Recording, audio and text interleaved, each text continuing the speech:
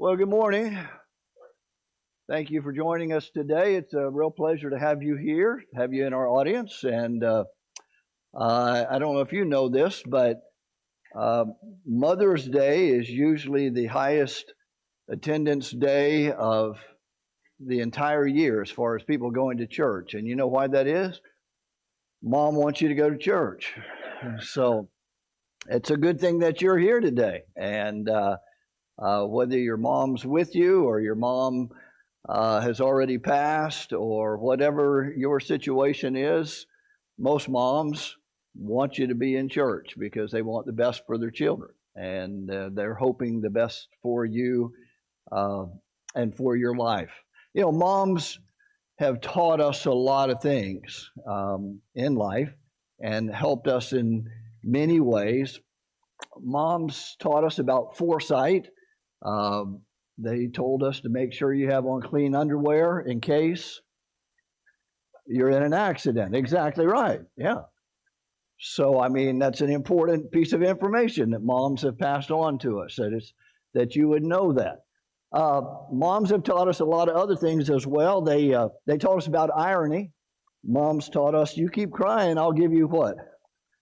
Something to cry about. That's right. Jared was talking about irony in class this morning. So there you go. It came from mom, probably somewhere along the lines. They taught us about osmosis. You've ever sat at the table with the children, sitting at the dinner table, the children are fussing and argue with one another, and mom says, keep your mouth shut and do what? Eat your supper. That's right. How do you do that? I mean, osmosis apparently is the way that you get that done. They taught us about medical science. You keep your eyes crossed, they're going to stay that way. That's right. You better watch out. And they taught us about meteorology. I mean, my wife and I both have said this one. Walk into their bedroom and say, what? Looks like a cyclone struck this place, okay? And they taught us about karma as well. One day you'll grow up and have kids, and I hope they turn out just like you.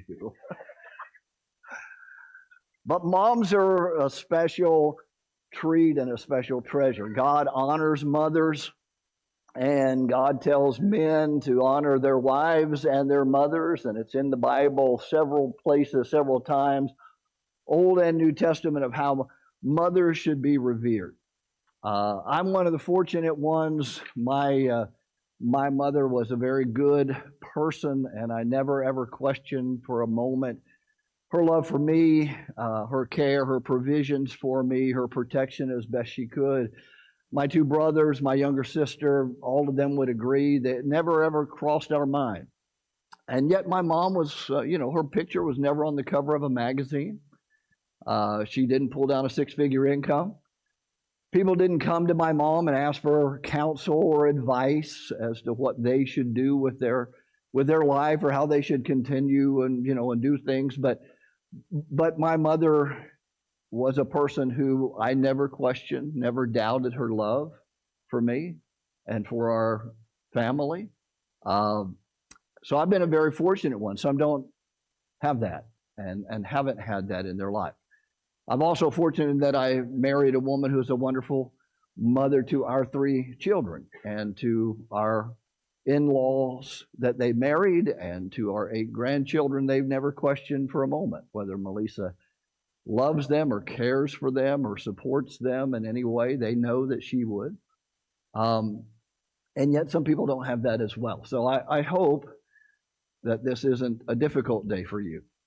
A number of years ago when I lived in Lakeland and was preaching down there, on Mother's Day, I had talked something about mothers, and one of the ladies, Sister Ann, came out to me afterwards and she said, it's just so hard for me to listen to you say these things about my mother because I miss my mother so much. And that may be your situation. And so our heart goes out to you. And if you have a wonderful mother who has been a caring, loving person in your life, then I would say make sure that you honor and revere her in the very best way that you can, either in your memory of your thoughts of her or whatever the case is. But today we're going to look at a special mother, and she's one that's easily overlooked in the Bible. We don't talk about her very often, but the Bible gives us a lot of examples of motherhood, good and bad. The Old Testament tells us about a woman by the name of Athaliah. She was a person who tried to kill all of her children and all of her grandchildren so that she would have the throne to herself. She could be the leader. Athaliah is her name. But we also read about another mother by the name of Jochebed, who was a mother who defied the edict of the Pharaoh of the day. And she decided to hide her child for 3 months, and then she concocted a special plan to provide for her child, and thus we have Moses, who comes from Jochebed. So the Bible's got a lot of examples, good and bad, for us to look at. But if you have your Bible, take it and open with me to Matthew chapter 15. That's where we're going to start today. In Matthew, the 15th chapter, I want you to know that Jesus' popularity at this point, his popularity has swollen. There are great crowds who are following Jesus.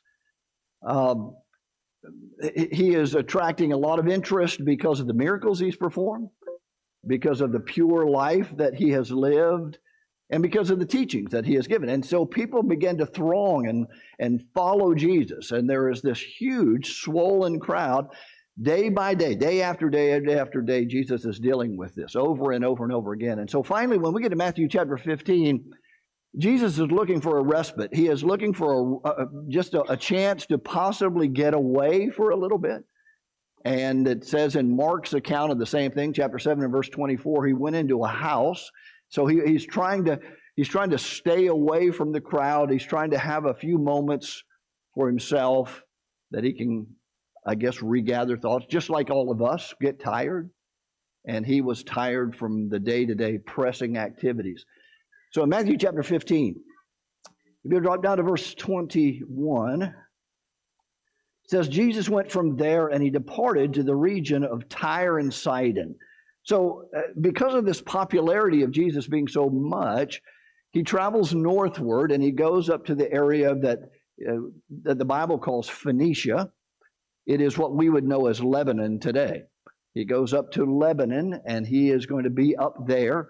He's, as they say, trying to get away for a little bit. He goes up there to get away from the crowd. He is in a Gentile area. That's all those people who are not Jewish. He's going up there to try to get away for a little bit. And it says at verse 21, that's where he has traveled to. And behold, a woman of Canaan came from that region and cried out to him, saying, have mercy on me, O Lord, Son of David. My daughter is severely possessed. Jed, I just thought, did you teach this when you were talking about the women of the Bible? No. Okay, okay, good. All right. It would have been okay, but I just was curious. So here we have this woman who comes out. She is a Canaanite, it says. Now, if you remember your Old Testament Bible history, Joshua and the people who went in to possess the land of Israel, they were told to utterly destroy the Canaanites and wipe them out. But they didn't. They left pockets of resistance all over the land. Here, this woman, she comes from this very seed, it says. She is a Canaanite who is living up there. And she comes and she follows after Jesus and the apostles, and she's crying out. She says, Lord, have mercy on me. O son of David, my daughter is severely demon-possessed. Now, I want you to just think for a moment in this culture that she's in, be far, far different than what we expect today or what we see today. This was a woman who usually, according to the rule of the day, women virtually had no rights whatsoever. Women usually were not seen or hardly ever heard in public. And here she is, crying out after Jesus. And Jesus is walking along with his apostles. You can see this band of men going along, and she is crying out after him, Lord, Son of David, have mercy on me. My daughter is severely demon-possessed. Now, what do you expect that the Lord's going to do at that moment? Turn around, say something to her. He's going to provide a miracle for her. But look at what the next verse says. It says, but he answered her not a word. And his disciples came, and they urged him, saying, send her away, for she's crying out after us. I mean, this is causing a scene, is kind of the picture of this. Here this woman is crying out. They're walking along. Remember, Jesus is trying to get away. He's trying to get into a place where he can just rest and have some quietude. And this woman is crying out, please, Lord, have mercy on me. Have mercy. And she's just crying out after him. And the apostles are getting a little embarrassed, it seems to me. This is a little uncomfortable for them. So they finally say to Jesus, do something. Do something for her. Or send her away.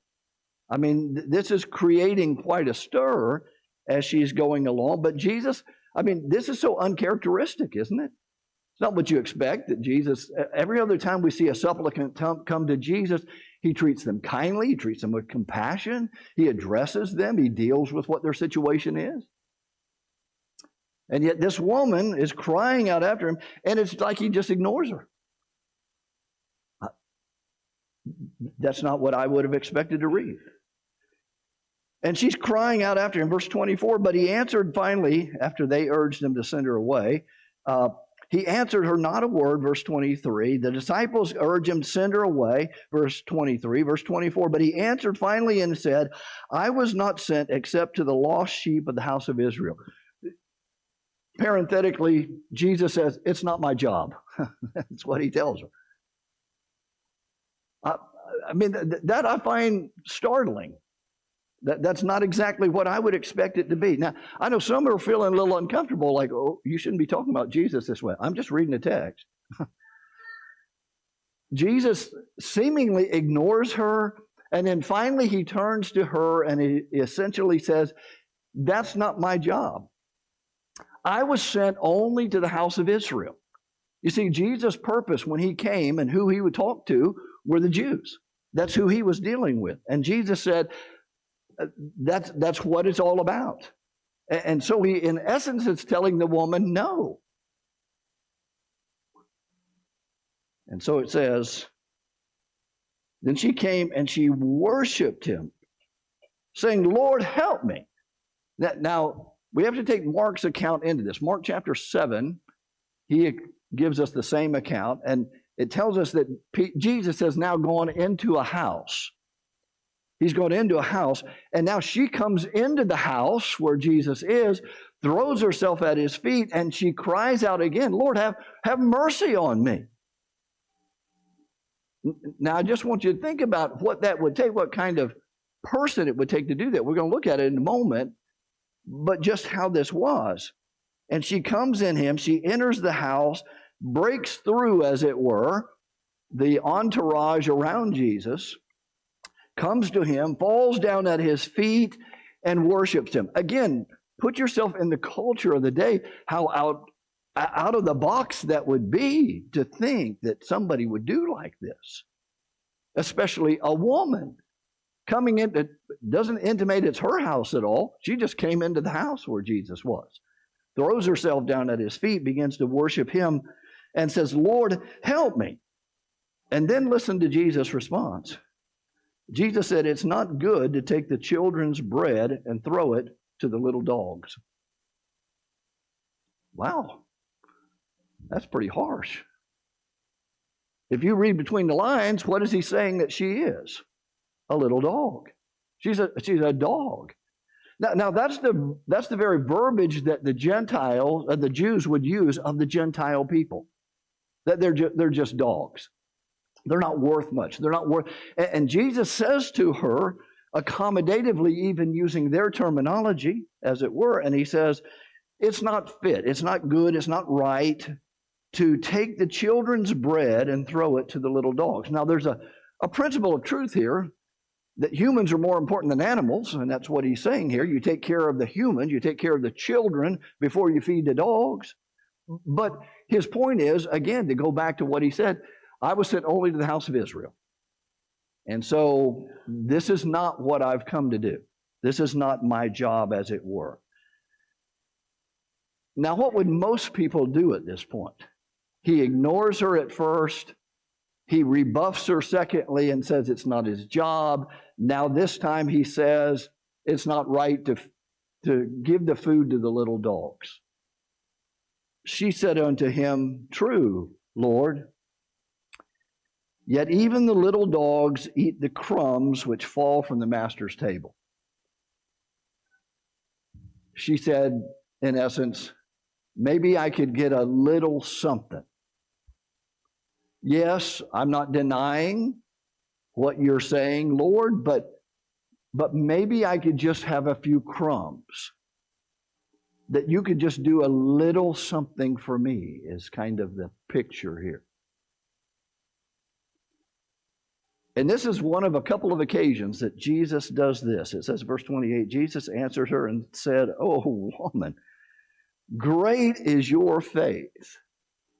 He marvels at this woman's faith. And he says to her, "Your daughter is healed." He says, "Go into and let it be as you have desired." And her daughter was healed from that very hour. Jesus is so impressed with her plea, with her faith, that he says, okay. And he grants this miracle to perform to cast the demon out of her daughter. I think it's an intriguing text. It's a beautiful picture of Jesus, not what we expect to see as it unfolds, but there's a purpose in mind behind it. Now, we can say that Jesus knew what the end result was going to be. That's why he acted this way or treated her this way. I don't know that Jesus chose to know that at the moment. I think Jesus was stating the facts of the matter. I was sent only to the house of Israel. That's what my job is. That's his first thing. If she had said, okay, and walked away, would Jesus have been right in what he did? Yes, certainly he would have. Then when they urge him, just send her away, do something. Would you just Jesus doesn't do that. He doesn't send her away. But he does ultimately perform this miracle and shows her such great love. And from that moment on, her daughter is healed. Now, we can read about another occasion where a demon possessed a child and the father came and begged of Jesus. And he said, sometimes this demon throws him into the water. Sometimes it throws him into the fire. It's trying to destroy him. And this woman's daughter is severely possessed with a demon.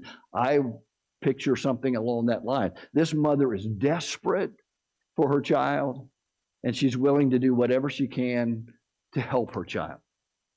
Let me suggest to you 5 different things that I think this shows to us about godly mothers and mothers who are the kind of people that God wants them to be, that we can learn from her, these kind of people, who they are. First of all, she's selfless, okay? If you read the text, notice what she says. She never says, "Lord, have mercy on my daughter." What does she say? "Lord, have mercy on me," okay? "Lord, help me." Now, you might say, well, that's rather selfish rather than selfless. That's selfish. No, it's not. She's so identified with the life of her child that her child is sick. It's just as if she were sick. Her child is demon-possessed. It's just as if she were demon-possessed. "Lord, have mercy on me. This is how hard this is on me." And isn't that what mothers do? Mothers, especially godly mothers, are selfless. The baby cries in the night, and mother gets up. Baby cries again 27 minutes later, and what happens? Mom gets up, okay? Gets up an hour later, and now this time she punches her up, but he doesn't get up. But what does a mother do? She gets up 3 times, 5 times, 10 times in a night because the child needs comforting or the child has gotten sick. How many times have you had to change the sheets in one night for your child that got sick?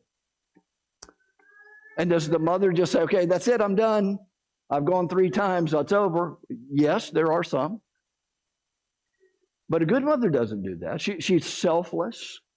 She does for her child, cares for her child. A selfless mother does this. She does without, as far as herself is concerned. Feed the children before she feeds herself. Those are the kind of things she does because she says, my child is an extension of me. It's so much so me that have mercy on this child and show this love. Secondly, I would suggest to you that these kind of women, and her especially, that she was caring for her child. Not just selfless. It wasn't that she just lost herself, but she was very caring. She wants the very best for her child. Do this for my child. She is severely possessed with a demon. And how many mothers have done the same thing, trying to find something to help their child? Whatever the case may be, medically, or maybe it's something academically or whatever, and the mother works and helps and works and helps with the child because she cares and she wants to do for this child. She'll take the child to a doctor's appointment. It's not because the kid, I'm sorry if Charlie, David are here, they don't want to come. They don't want to come to the doctor. But moms bring them to the doctor or to the dentist. They don't want a shot, but the shot is what is this child needs because a mother's caring and loving. This mother is caring in that she goes to great lengths to find the one who maybe can do something for her child. Thirdly, I would suggest to you that she is courageous. It is hard to find a more courageous picture of a woman in the Bible than what she's done here. I mean, just culturally, it would be so much out of the picture for her to do what she's done. For her to chase after Jesus, to be crying out in public, to just consistently do it over and over again, to be rebuffed and still do more, to go into the house, to fall down at his feet, to beg him even more. She is so courageous. And isn't that what moms do? That moms are courageous? They stand up to bullies for their kids sometimes. They go to whatever lengths they can because they are courageous.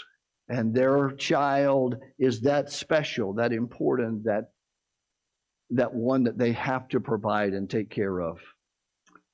Thirdly, I would suggest to you that she was humble. She throws herself at Jesus' feet and worships.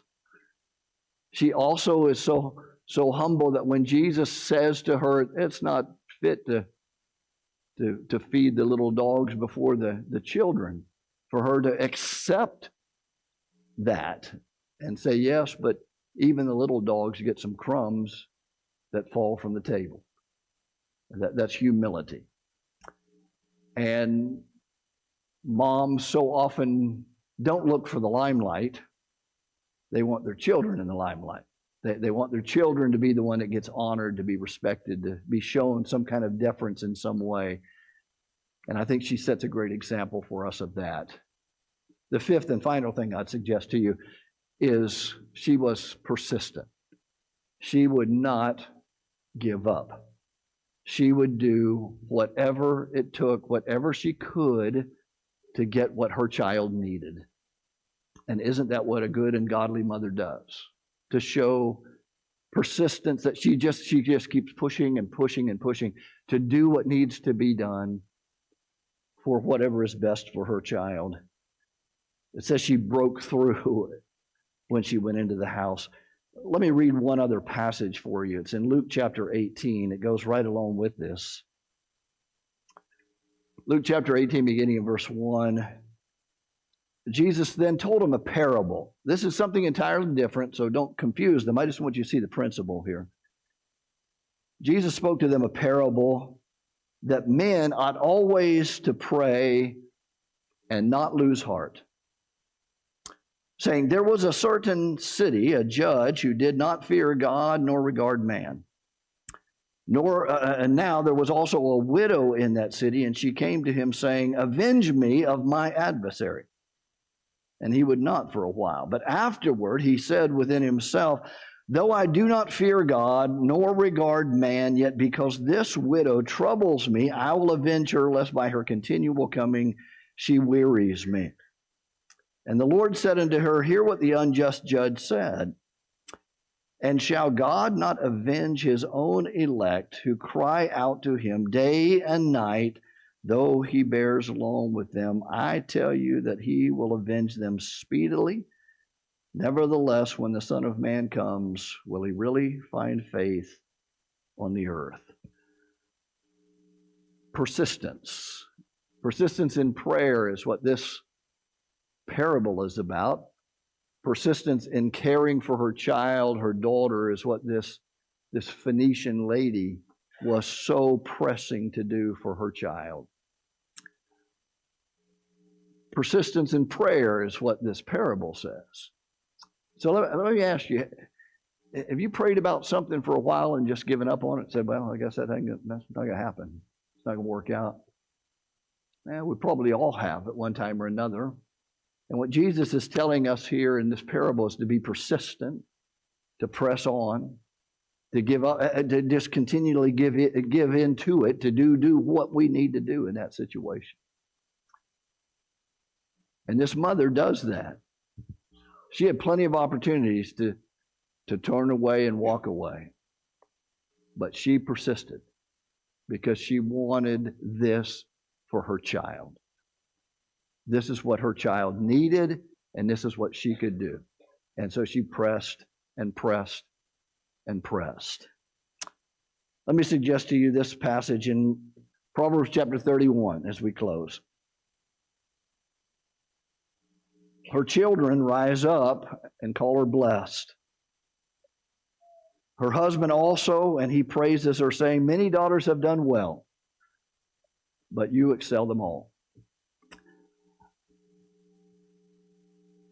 Godly wives, godly mothers are to be honored and revered in that sense of who they are and what they've done. If you have your mother still living with you today, let me encourage you to do just that and let her know. Not just a text, although that might help, but a phone call, a visit, whatever it is, that you let mom know how special she is and how much you regard her. But let me say also to moms, when your children do for you, whether you're little kids or adults, then be appreciative for what they did. And let them know as well as they try to show their appreciation and love and support for you.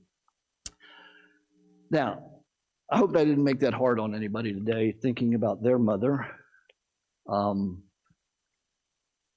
as I said, I had a wonderful mother myself.